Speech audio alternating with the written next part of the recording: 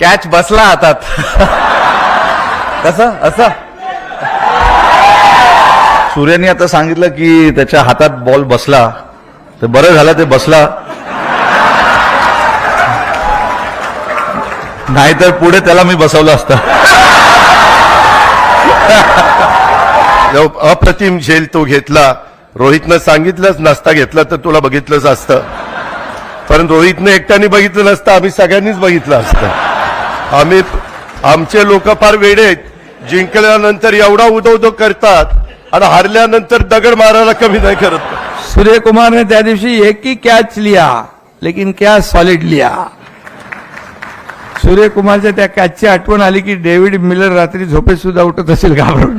तो कॅच तर आपण कोणी विसरूच शकत नाही आणि ते देखील मनात हेच म्हणत असतील की बरं झाला कॅच माझ्या हातामध्ये आला. पण असा हा काही योगायोग नव्हता, तो तुमचं श्रम होतं, तुमची प्रॅक्टिस होती.